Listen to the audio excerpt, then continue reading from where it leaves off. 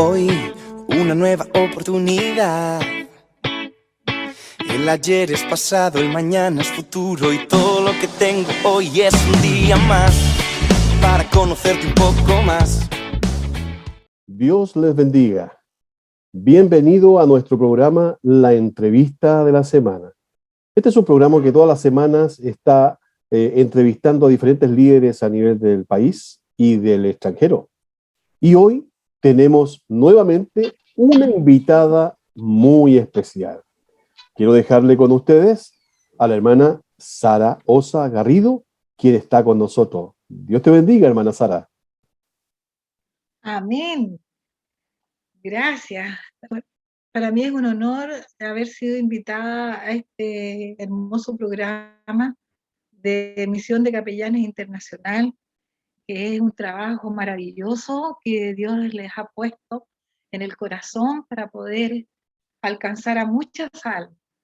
Realmente el Señor les siga bendiciendo. Bien. Hermana Sara, quisiéramos conocer un parte de su testimonio. Dígame usted, ¿a qué edad conoció al Señor? Cuéntenos un poquito de eso. Hoy, obispo, sabe que mi testimonio eh, nace, digamos, cuando yo todavía no tenía conciencia de que existía. Soy hija de un matrimonio en que mi mamá era creyente evangélica, o sea, mi mamá era católica, apostólica romana, mi papá era libre pensador, y mi mamá en esa práctica de fe católica tuvo algunas decepciones, y ya casada, ya teniendo 4 hijos, eh, mi papá estaba instalándose recién con un taller de muebles, que después fue una fábrica, y llegó a trabajar ahí un maestro, mueblista, y él le trajo el evangelio a mi mamá. Y mi mamá empezó, decía, pero ora al Señor, le decía a él. Y mi mamá decía, sabía rezar nomás, ora al Señor. Y le empezó a traer textos bíblicos, una Biblia, y le enseñó a cómo era hablar con Dios. Bien, pasó el tiempo, se fue la persona, y mi mamá empezó a acercarse a la iglesia y iba a las oraciones de la mañana. Así fue mi mamá en oración de la mañana, que iban a orar prácticamente, y ella iba a comprar el pan. Salía tempranísima a comprar el pan y mi papá no sabía por qué se demoraba tanto. En ese tiempo también se compraba la leche, el lechero, y se compraba al pie de la vaca en uno de los de las granjas agrícolas donde vinieron ellos acá a instalarse. El asunto es que mi papá le decía, oye, le decía, mujer, te quedaste ordeñando las vacas, y era que mi mamá se pasaba la oración de la mañana, así que llegaba más tarde con todo. Resumiendo, luego nacieron otros 4 hijas, entre ellas nací yo, y en ese tiempo me dio una bronconeumonía muy fulminante, de meses, tenía meses de vida, no más de 6 meses, y me llevaron una vez a urgencia, 2 veces a urgencia, y la tercera vez le dijeron en el hospital a la mamá, muy tiernamente, una enfermera con un médico, mire señora, ¿qué quiere usted? ¿Que esta guagua se le muera aquí o se le muere en la casa? ¿Para qué la trae de nuevo si usted sabe que ya no hay nada más que hacer? Entonces mi mamá me toma en un brazo, y como éramos muchos hermanos, no se podía dejar la casa sola tampoco, entonces mi mamá iba y mi papá se quedaba cuidando a la prole. Y eran otros tiempos, entonces mi mamá se vino en una micro que pasaba frente al hospital y la dejaba a cuadras de la casa y llegaba justo a la plaza, una plaza de la población Lobo Valle, en la cisterna, donde en la esquina estaba la primera iglesia que se instaló en esta comuna como iglesia. Y a esa iglesia donde ella iba a orar en las mañanas. Y entra y le dice al portero que por favor oren por mí, porque ya venía desahuciada. Entonces entra y mi mamá se arrodilla y ahí hacen una oración.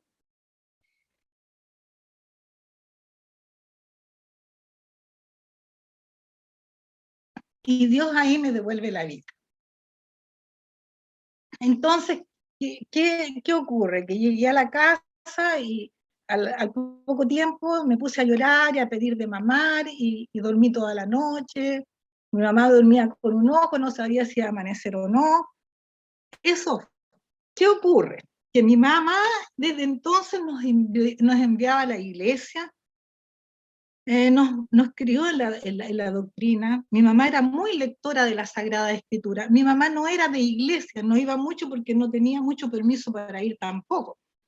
Finalmente, a los 15 años, la edad de la rebeldía, del que no, a uno no le gustan mucho los controles de la iglesia, ni del papá, ni no estar muy de acuerdo, digamos, con, con, la, con la doctrina, cuando uno quiere más libertades y más acción. Entonces mi mamá una vez me llamó y me dijo, mira Sara, ¿sabes por qué tú estás aquí? No, porque tu vida se la debes a Dios. Él, y ahí me contó todo lo que yo no sabía. Mi mamá nunca me lo contó hasta entonces. Me dijo, ahora tú debes cuidar lo que Dios te dio, porque no te pertenece a ti.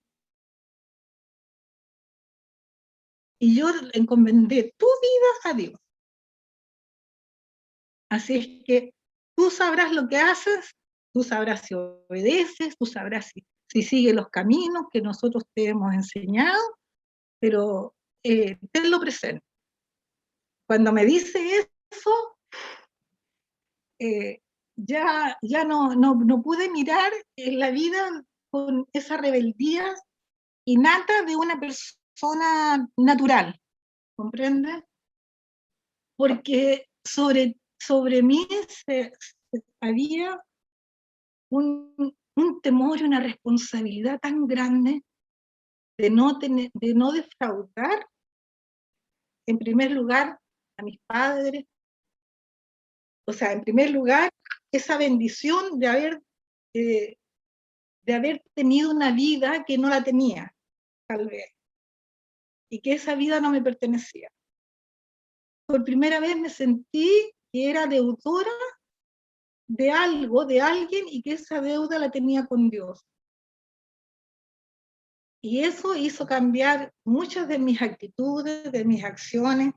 Seguí siendo de repente rebelde sin causa en algunas situaciones, porque las nuevas generaciones, es difícil que piensen como los papás, exactamente como ellos, pero siempre con ese temor. Finalmente, cuando mi mamá parte de este mundo, yo tenía una carga muy grande porque en ese carácter que yo tenía así un poco díscolo, eh, me, me había enojado mucho con la estructura iglesia y había tomado distancia como miembro de la iglesia. Siempre iba todos los domingos del brazo de mi mamá a la iglesia, ella era feliz, yo también, pero sin ningún compromiso, no sé si me entiendes.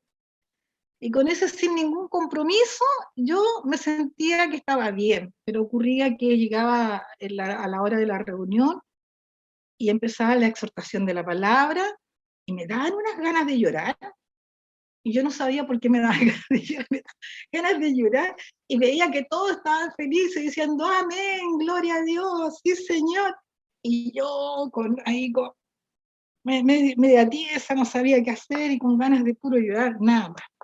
Finalmente,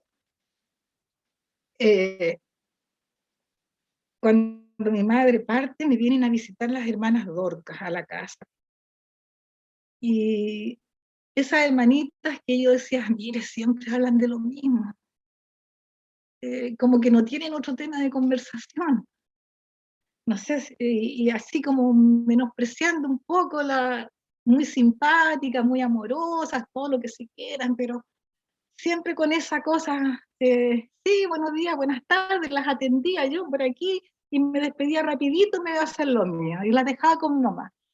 Pero cuando vienen, y yo me extrañé, y le dije, no sabía que, no, la venimos a ver a usted. ¿A mí? Sí, a usted la venimos. A mí, ya.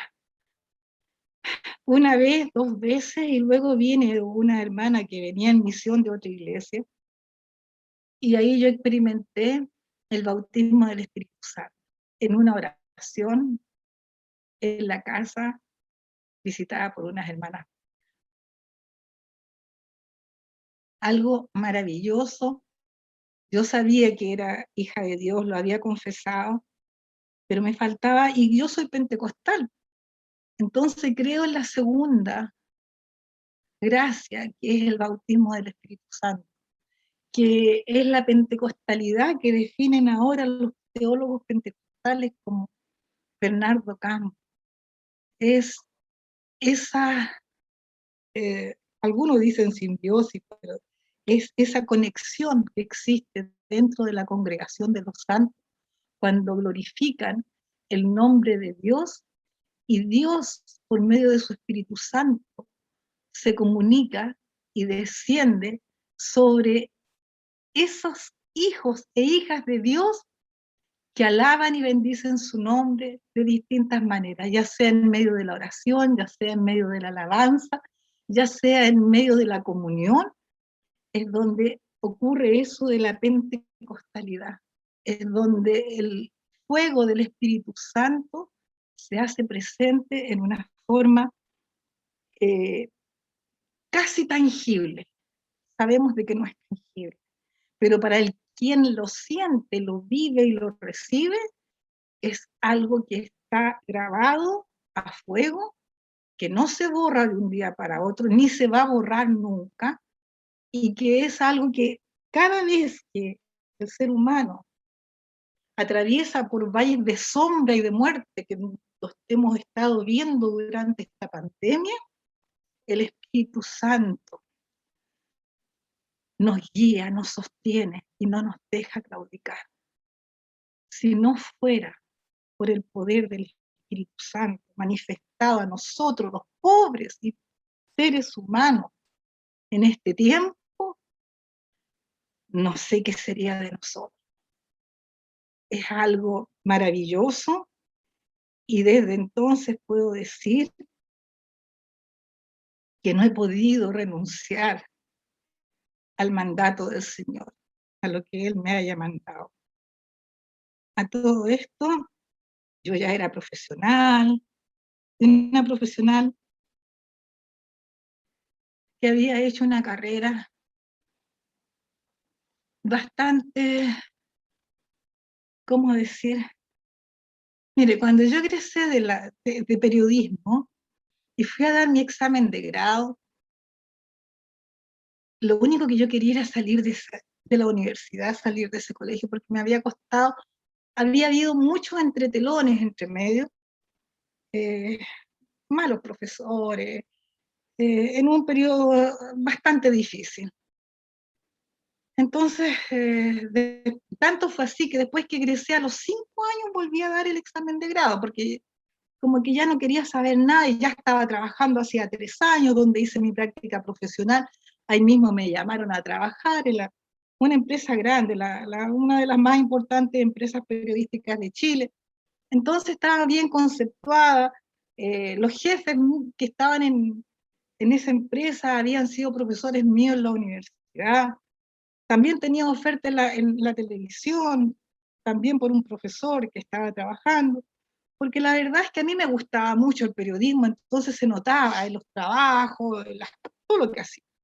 Entonces, ya trabajando estaba bien, pero cuando ocurre todo esto, eh, Dios fui cambiando de trabajo y llegué a ser editora, también de una revista importante acá, y Y después de ahí esa revista quebró, o sea, vendieron a otra empresa grande, vendieron la revista, me trasladaron a esa otra revista, pero no me gustó, y me llevan a otra editorial. Y en esa editorial ya estaba cansada, digamos, de vivir para trabajar,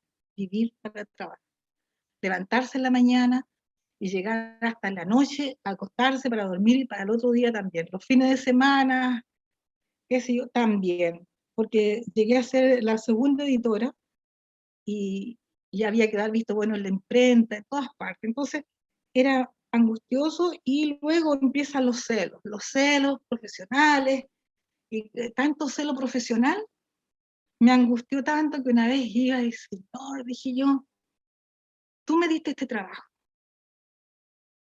tú me lo diste, pero sácame por favor de aquí, sácame. Yo no sé cómo lo voy a hacer, pero tú sácame, yo no quiero seguir en esto. Y en paralelo, en la iglesia habían empezado las clases bíblicas para niños, donde mis hermanas participaban como, hicieron los cursos de profesor. Entonces, siempre me preguntaban a mí, yo decía, no, yo no estoy para eso.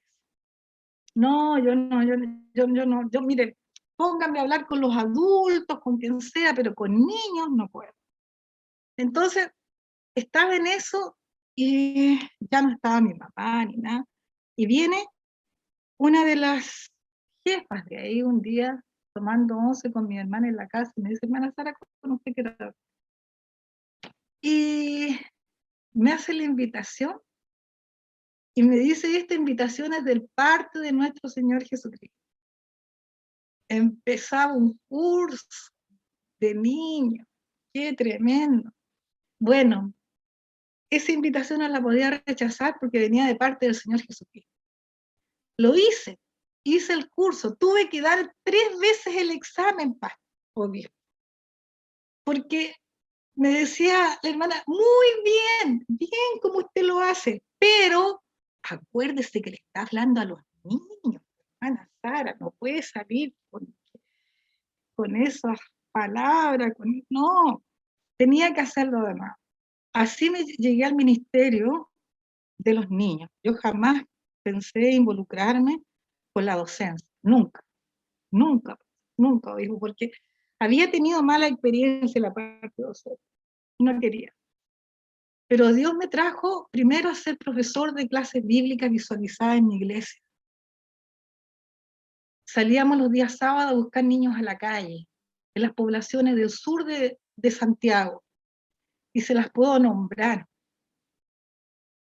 San Gregorio, La Granja, todas las de aquí de San Ramón, más allá en San Miguel también, en fin, en todas las, incluso Cóndores de Chile, La Pintana y otras. Entonces ahí trabajé bastante tiempo y fui, bueno, como era mi profesión la edición, empezamos a editar libros para las clases bíblicas. Y ahí en la comisión de edición estaba yo. Así que también empezamos la parte editorial y finalmente nos llaman para formar este consejo editorial, este grupo editorial, y lo hicimos. Y ahí había un hermano que trabajaba en el Ministerio de Educación y trabajaba en la parte de subvenciones. Y nos dijo, todos los años se devuelve plata de los profesores de religión, porque religión evangélica no hay profesor. Y hay un decreto que dice que las clases de religión tienen que ver que de acuerdo con la fe de los padres.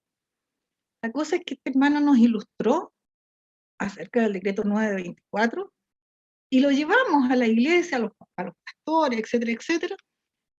Y me dice, hermana Sara, investigue. Porque todos los años a mí me pedía el pastor que hiciera una carta para eximir a los niños, a los hijos de los hermanos de la iglesia, de la clase de religión, porque los obligaban a hacer clases de religión católica, a persignarse, a estar en las actividades religiosas católicas que tenían algunos colegios. Entonces lo único que podían hacer era eximir. Y como era la única forma, Así que llegué al Ministerio de Educación, empecé a investigar, eran los años 90, y me atiende una persona que me entrega toda la información, y después me dice, pero ¿sabe? Me dice, hay un pastor bajito que es presbiteriano, se llama Sergio Correa, él a veces viene por acá, me dice, y él, ahí tienen unos programas, y bla, bla, bla, y él, entonces me fui en ese tiempo a conversar para saber quiénes eran. Finalmente, ya había pasado tiempo, y por ahí por el 95 el obispo Balón me presenta al pastor Correa. Y en una reunión que tienen ellos en un consejo de pastores, estaba él, estaba yo, iban a formar una organización, una comisión de educación, y a la cual me habían invitado. Finalmente le dije, ¿para qué van a hacer otra organización si ya existe, si es CONAEP? Permítanme estar con el pastor Correa. Me permitieron, a todo esto en mi iglesia también me autorizaron para que pudiera seguir adelante. De hecho, mi iglesia también preparó profesores para religión evangélica, y se abrieron muchas puertas, gracias a Dios, y desde entonces estuve al lado del pastor Correa, seguía trabajando yo en los medios de comunicación, así que mi colaboración era bien tangencial, solamente las cartas para ir al ministerio, nos encontrábamos en el hall del ministerio, lo acompañaba, salía, eso era más lo que había hecho. Pero hasta que llegó el momento en que cuando el Señor le dije, Señor, sácame de este trabajo, el Señor me habla por su Santo Espíritu y me dice, sí, yo te voy a sacar, pero irás donde yo te diga y harás lo que yo te diga. Y, y estuve casi 6 meses sin trabajo, que yo nunca había estado cesante, nunca había estado sin trabajo. Pero en el último trabajo, cuando me dijeron, me llama el gerente y me dice, Sara Elena, porque había un contrato que cada año me tenían que reajustar mi sueldo y todo eso. Y parece que no le gustó mucho que estuviese muy elevado mi sueldo por sobre la, la titular, porque la verdad es que la titular, la editora, tenía más tiempo que yo ahí, y la verdad es que yo la había superado en todo. La cuestión es que eso también producía muchos celos, muchas cosas. Entonces él, para no tener conflicto, me dijo, no, no, mira, te doy cartas, anda donde tú quieras, nosotros te recomendamos, mira, te piden de aquí, te piden de allá, puedes ir, te damos la carta. No, le dije yo, no, ¿sabes? Si usted quiere que me vaya así de comunal, sí, yo te pago indemnización, te pago todo, etcétera, etcétera. De acuerdo, ya. Me da la mano, de acuerdo, plano de tal, de acuerdo, Sara Elena, ya. Entonces me voy. Ya, pero con calma, me dijo. ¿Cuándo? Pasado mañana. Era el día miércoles, era el viernes, me voy. El caballero se enojó tanto que salió eh, diciendo malas palabras a la secretaria que tenía afuera, sacó su vehículo del estacionamiento y se fue hecho un bólido no sé para dónde. Y la secretaria me entra y me dice, ¿qué le hiciste? ¿Qué le hiciste? ¿Qué le dijiste? Nunca lo había visto tan enojado. Es que me voy, le dije yo, me voy. Ah, no, me dijo. Sí, sí, me voy, me voy. ¿Cuándo? Pasado mañana, el viernes, me voy. Hasta ahí llega mi trabajo. Y nadie lo creía, pero así fue. Y desde entonces instalé una editorial en mi casa, y esa editorial solamente ha servido para trabajar al Señor en muchas áreas anónimas. Esta hace unos años que está en stand-by, está paralizada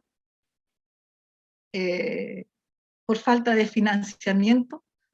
Ahí tengo algunos borradores escritos que algún día los voy a terminar, para poder hacer algunos aportes,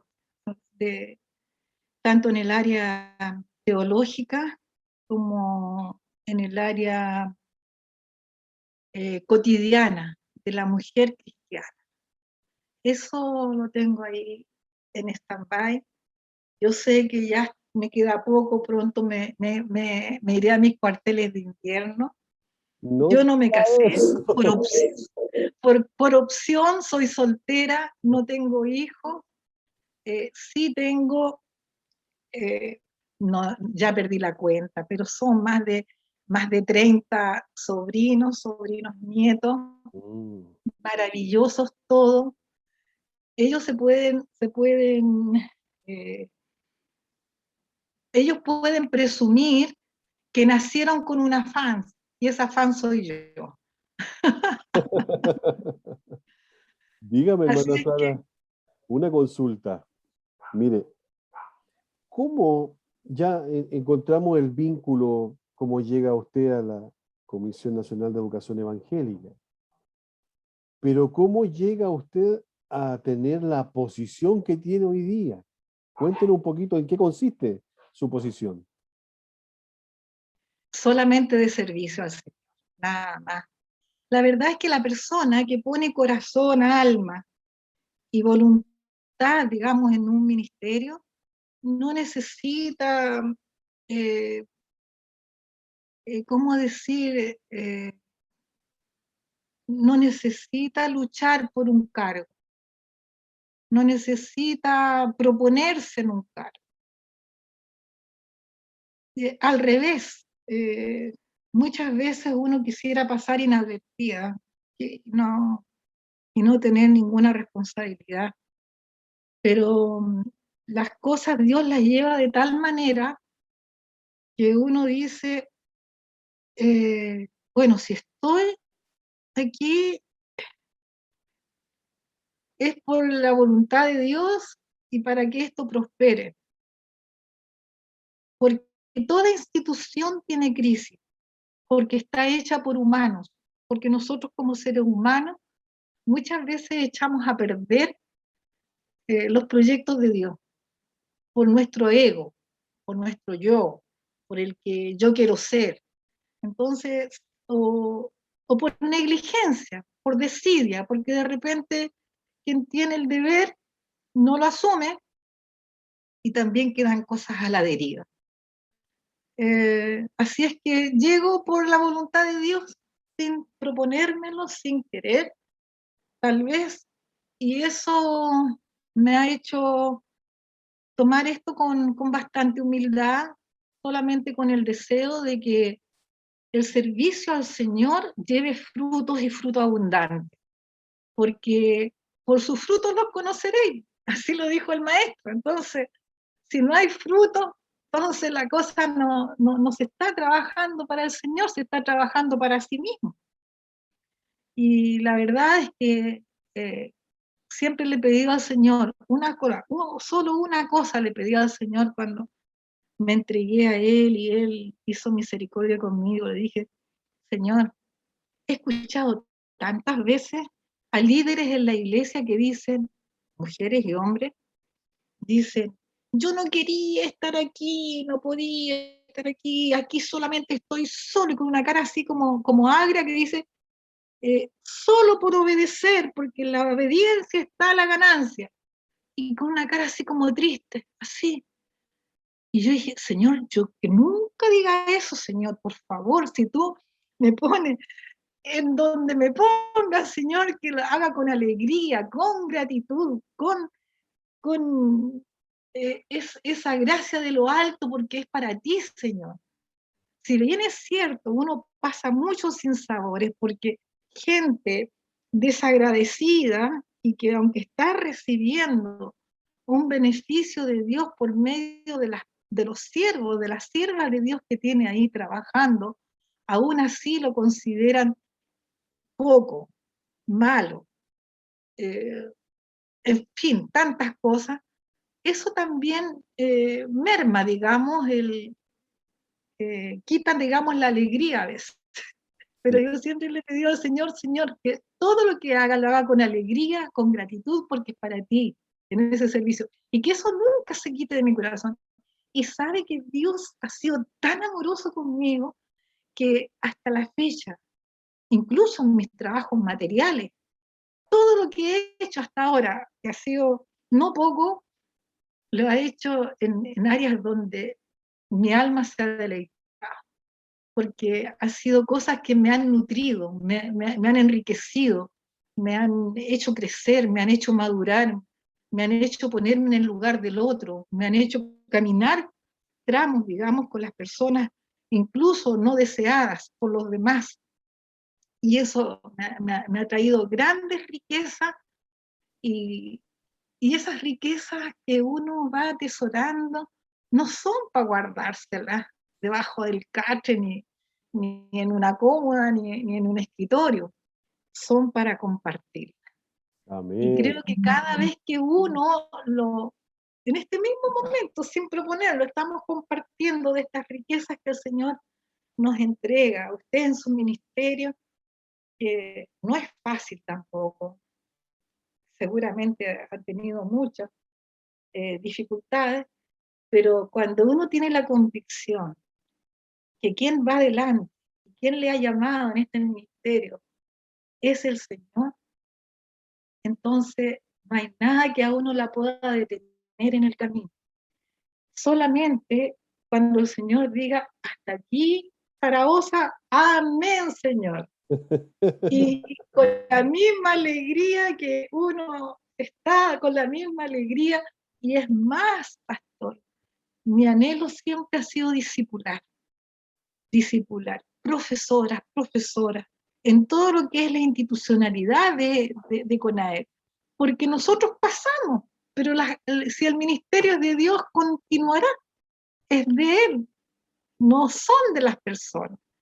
Y en ese discipulado ha costado mucho. Hay poca vocación de servicio al prójimo. No hay más vocación o sea, no, esa no es vocación. Hay más deseo de estar, ver y mirar, pero no servir. De servicio al Señor, de servir, de subirse las mangas, de ensuciarse las manos, de estar ahí en los amasijos, tomar la escoba y barrer si hay que barrer. En eso, a eso me refiero. Sí, estamos un poco deficientes con eso. Hermana Sara, qué significa ser la directora nacional del Comité Nacional de Educación Evangélica? ¿En qué consiste esa función? Ser directora, ser presidente del comité significa ser la autoridad religiosa ante el Ministerio de Educación por el ejercicio docente de los profesores de religión evangélica en Chile, de Arica a Magallanes. Wow. Todo profesor que ejerce docencia en un establecimiento educacional debe llevar un certificado de idoneidad. Ese certificado lo emite la autoridad religiosa, que el director delega en cada región en coordinadores. Hay coordinador de religión en cada región. No obstante, la responsabilidad legal ante cualquier situación que pueda ocurrir es de la presidencia. Por ejemplo, si algún profesor no es idóneo, no sé, pues comete un abuso deshonesto, supongamos, con alguna estudiante, hombre o mujer, eso lo tiene que ver el presidente ante el Ministerio de Educación. A la primera persona que llaman es a la presidenta del Comité Nacional de Educación Evangélica, si el profesor es evangélico. Si es católico, llaman al vicario de la educación católica. Es lo que pasó con una profesora en San Bernardo que se declaró lesbiana, quien llaman primero al vicario de la educación religiosa cuando ella se queja ante el tribunal. Y así, por angas o por mangas, siempre es la profesora. Cuando en una oportunidad, estando, una anécdota chiquitita, estando acompañando al pastor Correa a una reunión porque lo llamaron para hacerle una queja. Y estaba una señora que era como la más antigua de ahí, pertenecía al inventario del Ministerio de Educación, pero era católica, apostólica romana. No era la Sor María de los Ángeles, que era ese otro caso. Sor María de los Ángeles amaba a los evangélicos, porque ella estudió en el Santiago College. Entonces, y que era de los apoderados. Primero era de la iglesia metodista y ahora es de los apoderados. Entonces decía, ¿sabe que los hermanos metodistas, con ellos descubrí mi vocación de religiosa católica? Ella trabajaba en el Ministerio de Educación, nos trataba muy amorosamente, pero ella defendía a pie juntilla a todos sus profesores católicos y a los evangélicos trataba de relegarlos. Bueno, en esa reunión no estaba la Sor María de los Ángeles, pero estaba otra señora que le secundaba y dijo, nosotros tenemos una queja que los profesores de religión evangélica hacen proselitismo. Entonces, aparte de que hacen proselitismo, llevan la liturgia a la sala de clase y eso no lo podemos aceptar y bla, bla, bla, un montón de cosas. Y el pastor Correa estaba, además de chiquitito y que era muy bien puesto así, lo único que yo le miraba a la cara y que decía, trágame tierra, trágame tierra, trágame tierra. Parece que él se sentía muy, muy avergonzado de todo lo que se le estaba diciendo. Luego le dije, mire, ahora le voy a hacer la siguiente pregunta.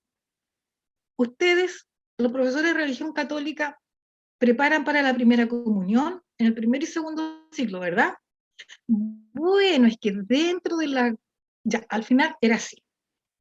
Ya, también preparan para la confirmación, ¿no es cierto? Eso es hacer proselitismo. Nosotros no invitamos a ningún estudiante a nuestras iglesias.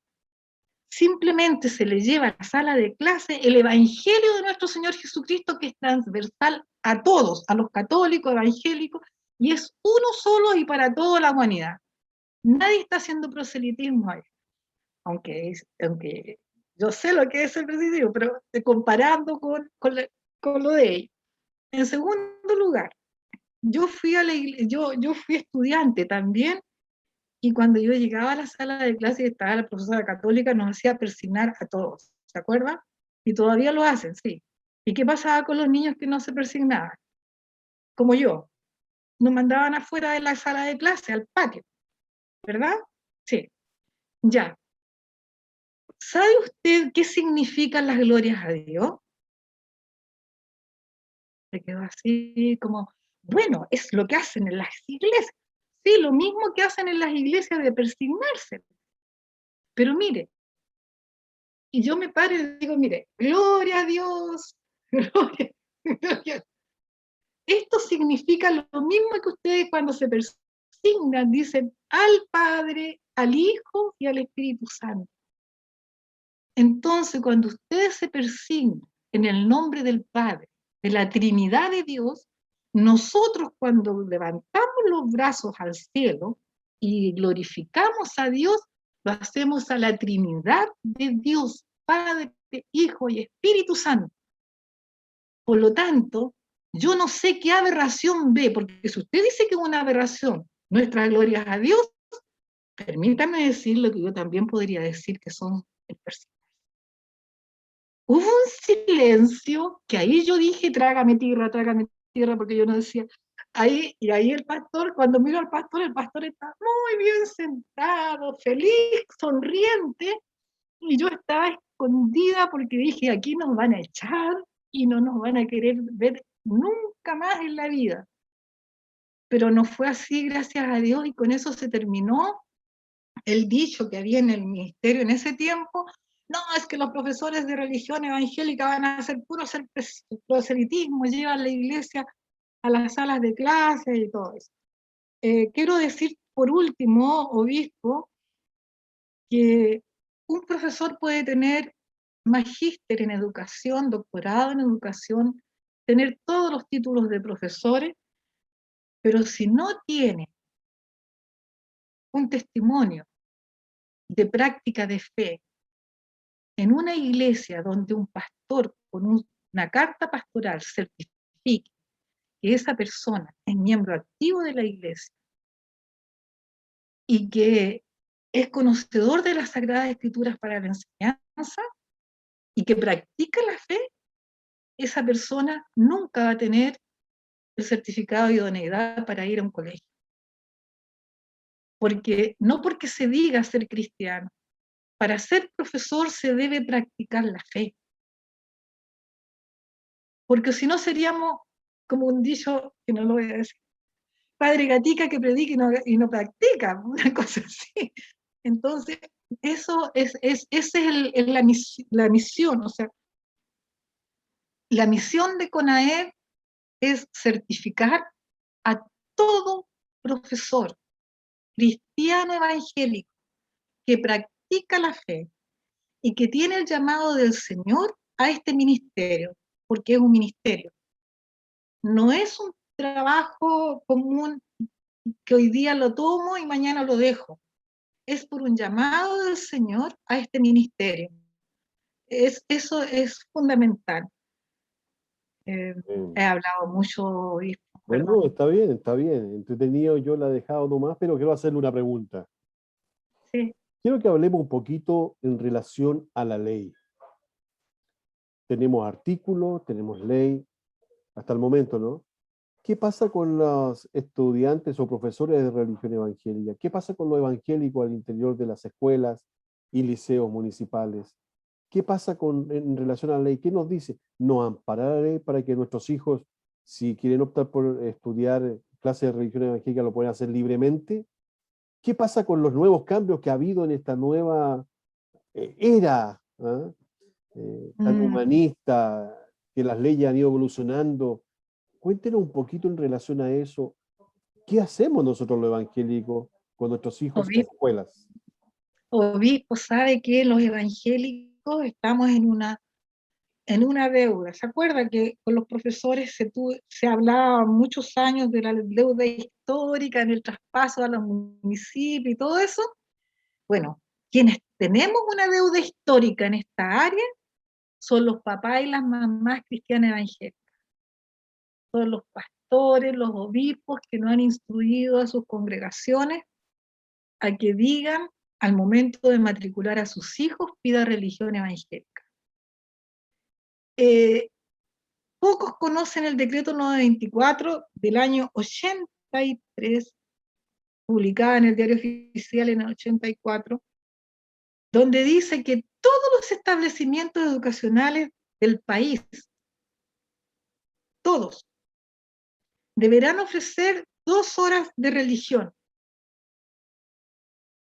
Eso obliga al Sistema Nacional de Educación que todos los que reciben subvención, que no sean confesionales, porque excepto los confesionales, solamente ellos pueden ofrecer la religión de su confesión, sea católico, cristiano, pero el resto de los establecimientos educacionales, ya sean municipales, sean del SLEP de ahora, del Servicio Local de Educación Pública, todos los que reciben subvención del Estado, que sus profesores son pagados por el Estado, deben ofrecer 2 horas de religión, y dice el decreto, conforme a lo que los padres elijan para sus hijos.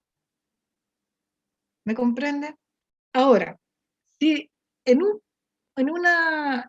curso hay 5 evangélicos, 2, y dice que hasta uno, debe haber un profesor de religión evangélica. Debe. Si ese papá y esa mamá al momento de matricular pone ahí y marca que necesita, que pide religión evangélica para su hijo, porque la encuesta es bien escueta, dice, ¿desea religión? Sí o no, porque también no se obliga a la religión, es la única asignatura que es opcional para los padres. Y como los niños no son emancipados, ni los jóvenes tampoco hasta los 18 años, es el apoderado quien elige para sus hijos la fe de la religión que ellos quieren para ellos.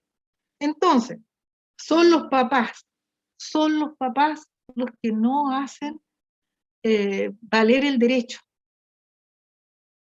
Son los papás. Y eso es la deuda que nosotros, es la deuda histórica que digo yo que tienen todos los papás y las mamás. Porque imagínense, pastor, si nosotros decimos que somos 17, bueno, los censos siempre han restado, digamos, la cantidad de evangélicos, pero son, ya supongamos que un 25% ya. Si un curso tiene 50, 40 alumnos, un 25% podrán ser evangélicos. ¿Me comprende? Si un establecimiento educacional de 1000 alumnos, que son sobre todo los liceos y los colegios emblemáticos, más de 1000 alumnos, ¿cuánto es un 25%? Una cantidad Entonces, importante. ahí y eso no se refleja en los contratos que hay para los profesores. Entonces, ahí es una deuda que tenemos. Ahora, en el otro escenario legal que usted me acaba de preguntar, estamos mal. Estamos mal porque hay todo un mover, ¿cómo explicarle? Laicista, agnóstico. Y todo este mover laicista, agnóstico, está queriendo, o sea, entronizan la palabra laico donde para, para sacar, para sacar todo lo que es religión de los espacios públicos. Y no quieren que haya nada de que se nombre como religioso en ningún espacio público, menos en los colegios. Entonces, ¿dónde está esto de la defensa de la igualdad ante la ley, donde todos tienen derecho a profesar la fe que se quiere, a recibir asistencia espiritual conforme a su fe, tanto en los hospitales como en los colegios, incluso como en las reparticiones públicas, donde se han contratado a capellanes? ¿Me comprende? Entonces, por un lado, en Europa se está volviendo a respetar los espacios públicos donde se practique la fe, mientras que acá, en este otro lado del mundo, estamos con barrer la fe, barrer la religión de todos los espacios públicos.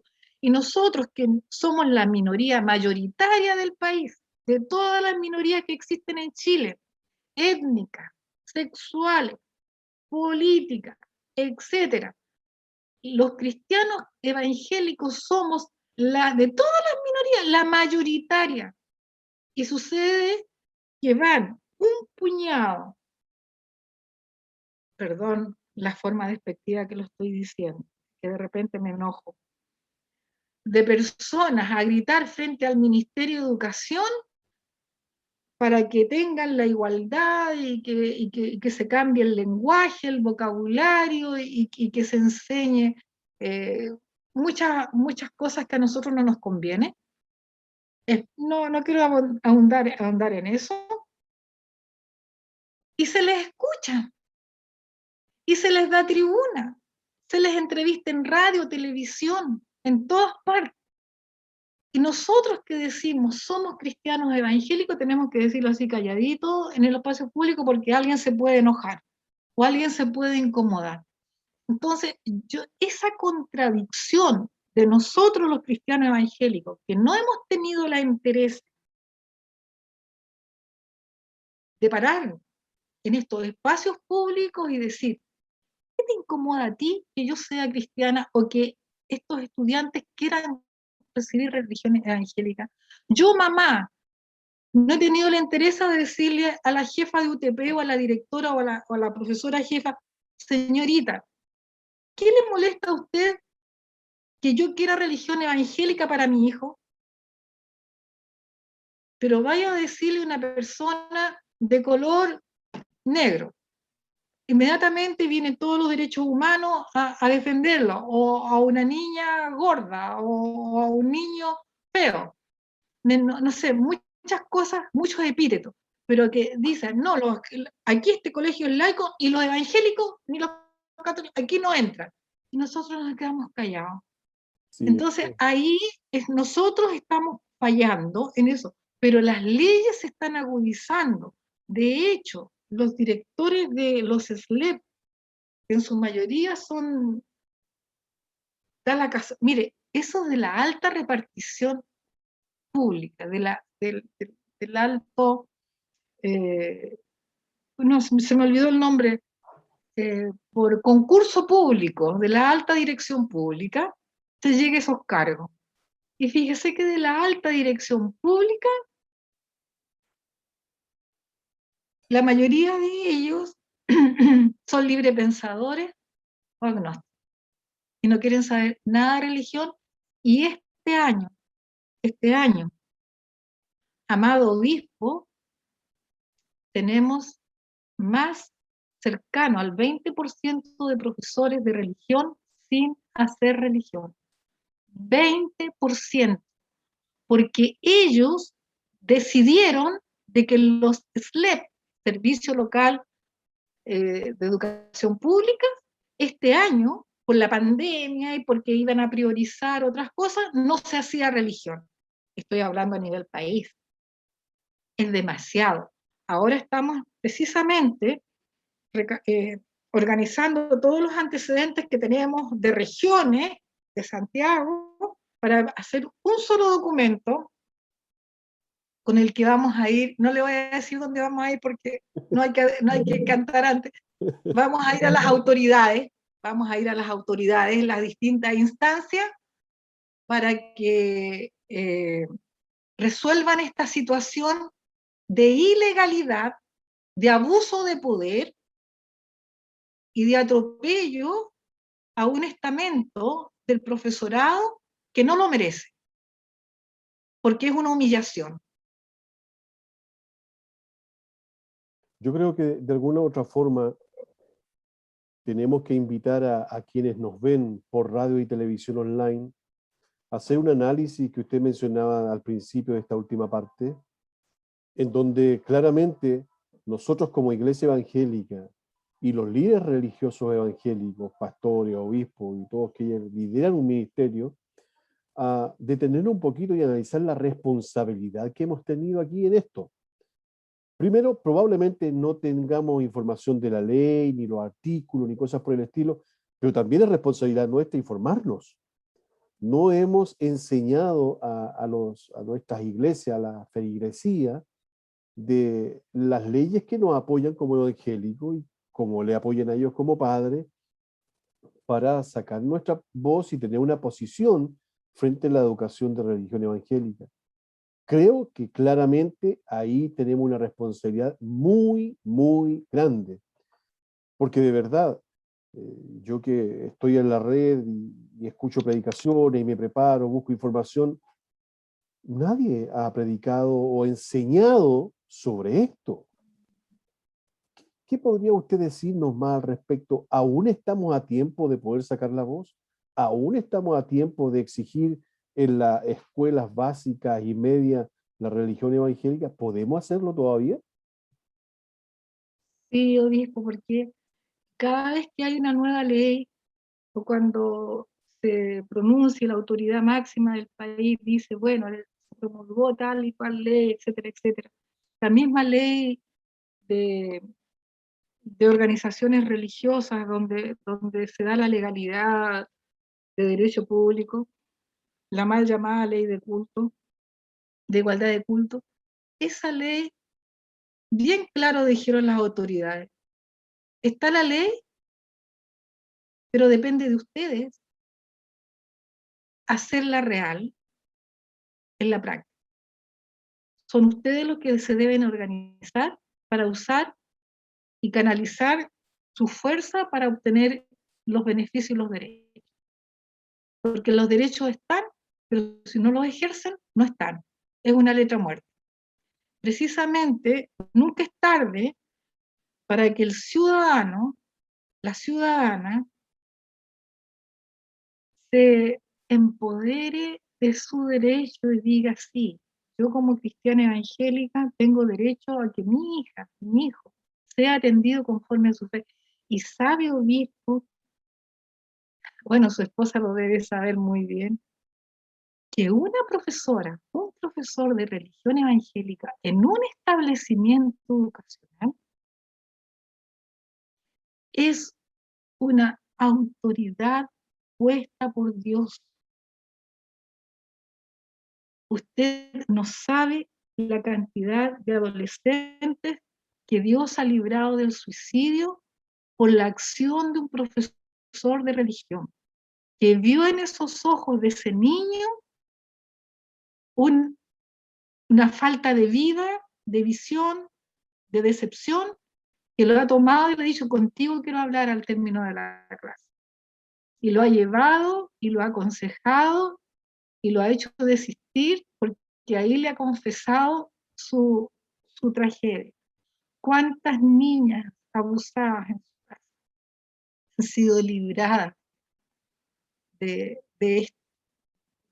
este maleficio?